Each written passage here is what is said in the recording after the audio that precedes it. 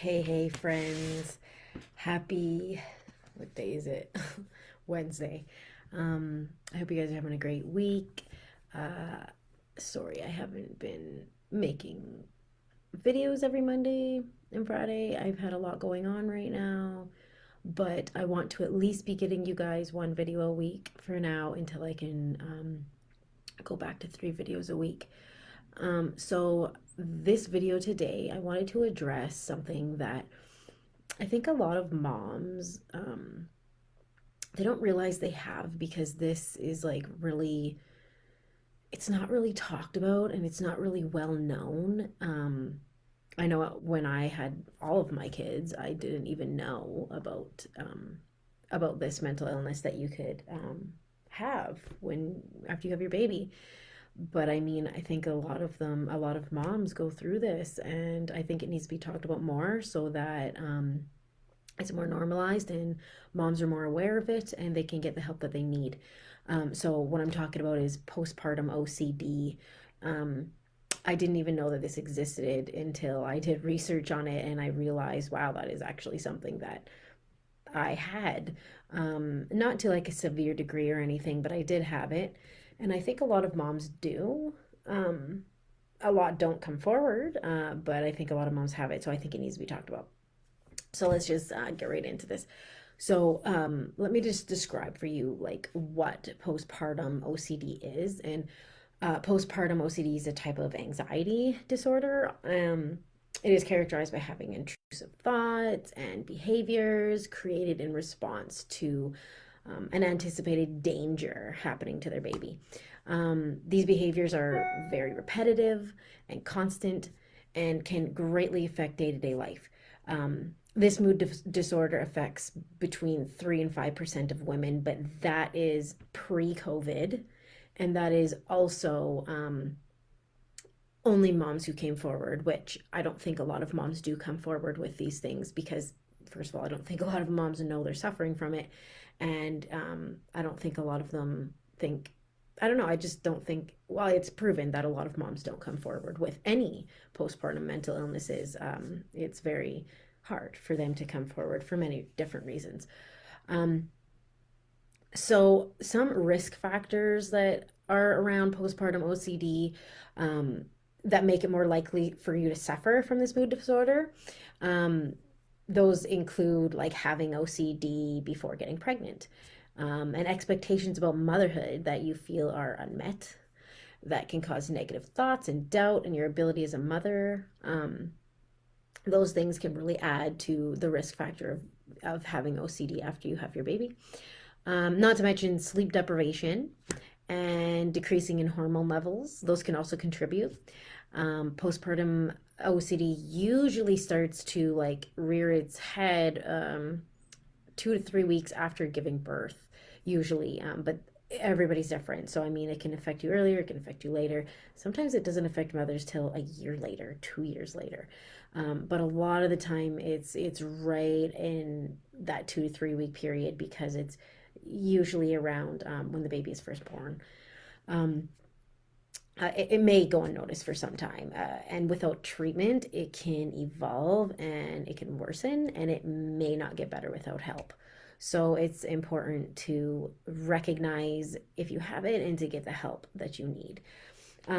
So I kind of want to go into a little bit about the symptoms of postpartum OCD because I think those are important to know. So, and these things are important to know either when you're pregnant.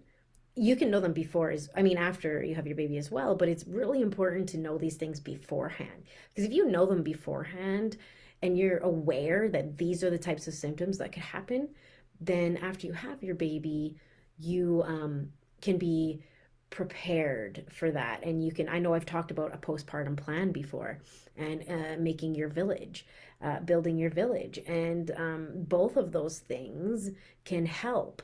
So if you do start suffering from symptoms of any mental illness, postpartum OCD being one of them, after you have your baby, you have a postpartum plan, you have a village set up, and those resources can come into play for you when you need them, and it makes life a lot easier for you. So some symptoms, um, mothers who experience postpartum OCD are very oversensitive to anything related to child abuse. Um, that can mean sexual, physical, mental, emotional. They're very, very oversensitive to that. They're very obsessive about it. So that is one of the biggest symptoms. And everything else falls into play under those. So the symptoms of them can be worry about causing accidental harm to the baby through carelessness, intrusive, repetitive thoughts about suffocating or stabbing the baby, nervousness about making the wrong decisions for the baby that can cause harm or death. Um, Undesirable images of hurting the baby, such as dropping or throwing him or her. Um, Angst that the baby will develop a serious disease, despair of exposing the baby to toxins and chemicals and other environmental pollutants. So, like those things, they really upset this um, mood disorder makes you very obsessive about these kinds of things, and to varying degrees. And then also, anyone who suffers from OCD knows that you have compulsions. So these are compulsions are repetitive behaviors that are done over and over and over again to basically to satisfy the person into thinking everything's okay, but they're never satisfied. That's why the compulsions keep coming and coming and coming. So compulsions for postpartum OCD can look like repetitively checking on the baby while sleeping to make sure that he or she is breathing.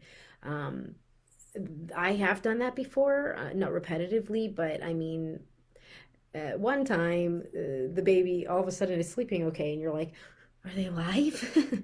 And I don't think checking every once in a while is really postpartum OCD. I think it's more of a repetitive thing where every time they're sleeping, you need to make sure that they're breathing. You need to make sure they're alive. Just obsessing over that. Also, asking family members to reassure them that the baby hasn't been harmed, either when you're there or when you're not there. They get rid of all the sharp objects in their house, like knives, scissors, because they're so afraid that they could possibly hurt their baby with these things, or someone else may. But mostly they're worried about themselves. The refusal to feed the baby in fear of harming them, not wanting to change the baby's diaper in fear of sexually assaulting them. And I know that sounds really out there, but this is something that many people, many women with postpartum OCD suffer from, unfortunately. It doesn't mean that they're going to do it. It just means that they're so obsessed with that thought that they're afraid. So also like not taking medications or eating certain foods in angst of harming the baby through breastfeeding. Rethinking the whole day to make sure nothing bad happened to the baby. They have to like sit there and like go through the whole day. Okay, this and then this happened and then this happened, and okay, I think everything was okay. I don't think I did anything to hurt my baby today, right? So they obsess over that. Purposely not watching or reading the news when it involves child abuse of any kind. They will avoid that at all costs because it causes them a great deal of anxiety to think about that or to watch it. So those are the symptoms, and those are extremely important to know because I mean you want to know these things before you get pregnant. Sometimes that's not possible, and you don't learn them till after. Learning them at any time is extremely important, but learning them before is especially helpful and useful for any mom and baby and people surrounding and helping them. So the last issue that or not issue, but the last point that I want to make in this video is about getting help. I've told you the risks, I told you the symptoms, and now definitely the most important part of this is getting help. So getting therapy for this condition is extremely important.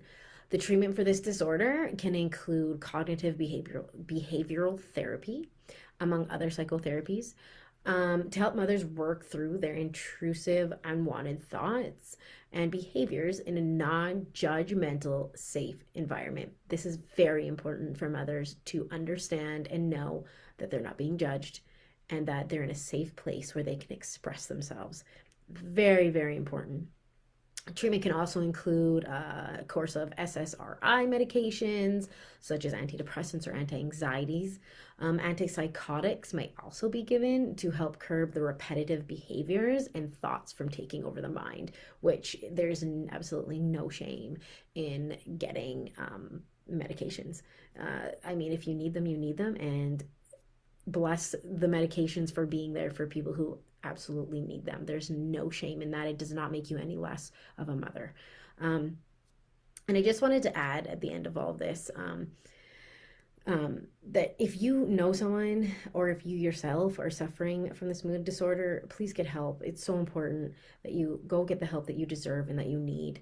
You don't have to suffer alone. You're not alone in this. There's many other moms who are going through the exact same thing and who need, um, you know, the same kind of help that you do. And there's no shame in that. Like I said before about the medications, there's no shame in getting help from a therapist, medications, anything. The most important part is that you're your strongest for you and for your baby. So there is no shame in this. Get the help you deserve, get the help you need so you can start getting better and you can start doing what you need to do for yourself and for your kids. So that is all that I have to say for this video today. I hope you guys enjoyed it. If you like this video and you want more content like this, I would love for you to join my group. It's called Educated and Empowered Truth Seeking Mamas. In that I help moms navigate this amazing but also crazy and overwhelming and tiring journey of motherhood. I discuss topics that most avoid, like informed choice concerning vaccines, perinatal mental health, like I discussed today, and also sleep training. So if you like any of that, I would love for you to join. I hope you guys enjoy the rest of your week, and we'll talk soon. Bye.